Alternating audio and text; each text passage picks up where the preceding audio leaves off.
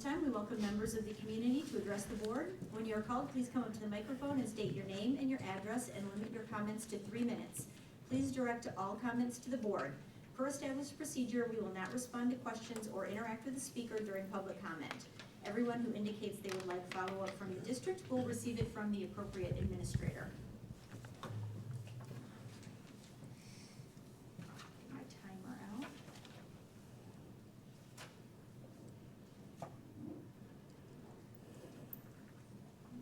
And first up, we have Eli McCauley.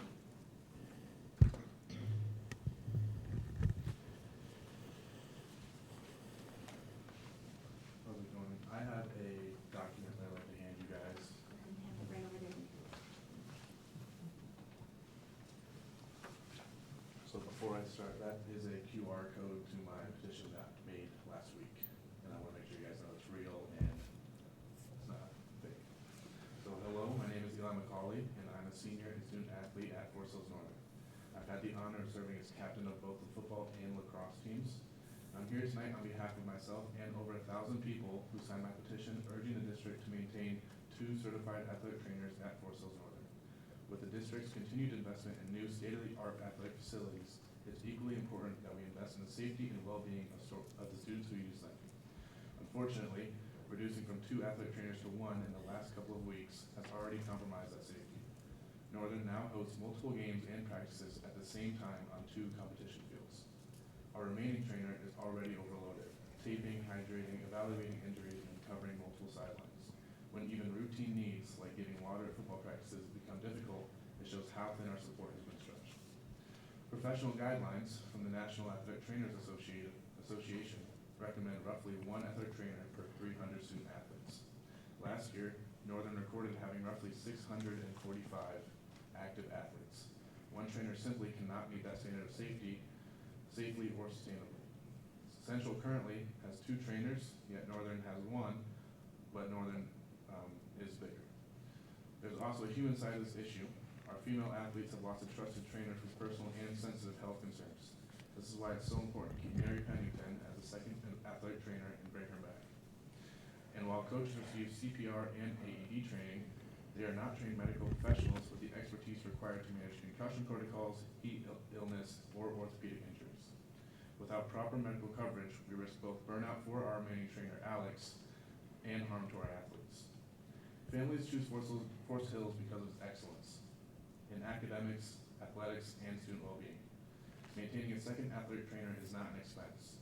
It's insurance, an investment in safety, trust, and reputation.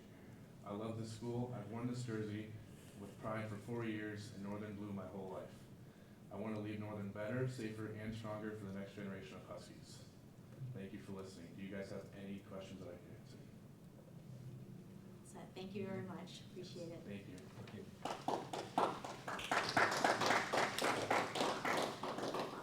Dominic Calabrese.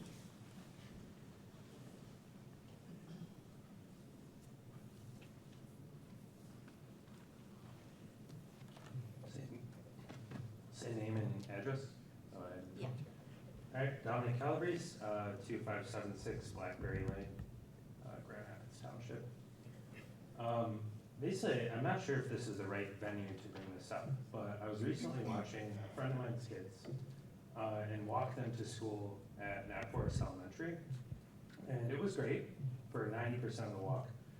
There's a bike path that kind of runs up Knapp, and then you kind of cut onto Knapp Valley Drive. But that last, 1% of the walk, there's no pedestrian way to actually get to the elementary school from the bike path. And I was kind of shocked at this because I was just imagining, if a kid had to, by themselves, walk to the school, which I think is very age appropriate, kind of later on in elementary school, and a good opportunity for growth and, personal development. There's just no safe way to do that. There's a bunch of cars coming through the main entrance, which that's already kind of an unsafe area to cross. And then from there, the best thing I found that was the quickest, at least, was to cut through kind of some graded grass, get into the parking lot, which also had cars kind of coming out, and then join the flow of parents that were dropping their kids off in the parking lot.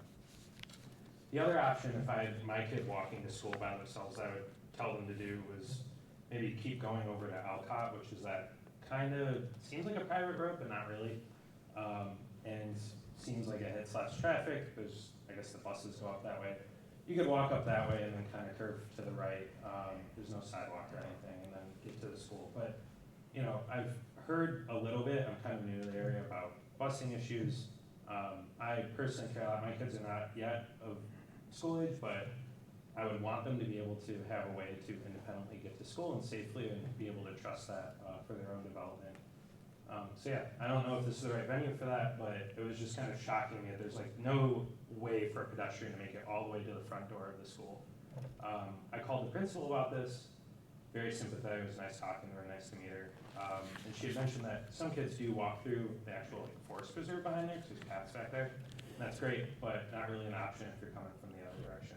So just wanted to make the board aware of that. Thank you very much. Doug Lee. I'll pass. Okay.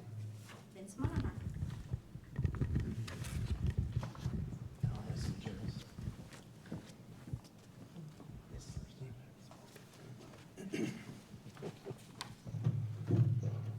Vincent Maher, you'll find me at 6860 Cascade Road.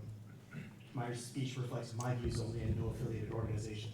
This is in spite of the board president disregarding my wishes and insisting on tying my profession to my speeches by calling me doctor when I had asked her not to. But since you insist on bringing my area of expertise into this room, let's look at a medical journal article, shall we? This is your first article, a broad review to understand the scope of the problem the board and administration allow to perpetuate in FHPS school libraries. It's from the Journal of Trauma, Violence, and Abuse. It is the impacts of sexual media exposure on adolescent and emerging adults, dating and sexual violence attitudes and behavior, a critical review of the literature. Published in 2019, over 43 studies, 120 sources reviewed. The premise, sexual and dating violence are widespread problems among adolescents. Sexually violent media, defined as rape, and sexually explicit media, defined as nonviolent intercourse, sexual contact, or the objectification of women, over all forms of media are associated with affecting attitudes and behaviors towards dating and sexual violence. Furthermore, sexually explicit material portraying sex even in a loving manner does not consider the physical and emotional risks of casual sex, such as unwanted pregnancies or STDs. 25% of sexually explicit written media depicts sexual violence, usually misogynistic with female victims. Broadly, this review article concluded that number one, exposure to sexually explicit and violent materials was related to more accepting attitudes to dating and sexual violence, normalization of behavior. Number two, exposure was related to anticipated and actual dating and sexual victimization, as well as bystander non-intervention effect. More people come to expect that their dates will do this and will do nothing to help their fellow humans if they witness it. Number three, exposure more strongly impacted men's attitudes and behaviors, putting their partners, female or male, at risk. And number three, pre-existing attitudes to sexual violence did impact the relationship between media and sexually violent attitudes, but the media exposure was also found to influence shaping of those pre-existing attitudes. Sexually explicit and violent materials are in the school library. I have read many of these to you. Cleaning up your libraries is a much less daunting task than policing the internet. It is low-hanging fruit. It's a great first step. Why is FHPS passively complicit in fueling sexual and dating violence by leaving sexually explicit materials on their shelves? The media specialists, principals, and the assistant superintendent of instruction do have the ability to move these books off campus to a public library or a used bookstore. Why gamble exposure to sexually explicit materials with the very kids that you have sworn to help build meaningful and productive lives? That's part of your mission statement in the board book. You can uphold it by taking the first step with the school libraries. Good day. Thank you, Dr. Manor. All right, at this time, public comments are, wrong button. This time, public comments are closed. The board thanks you for your input, and the appropriate district representative will follow up with those who requested it. Is there any other business before the board today? Hearing none, meeting is adjourned. Thank you, everyone.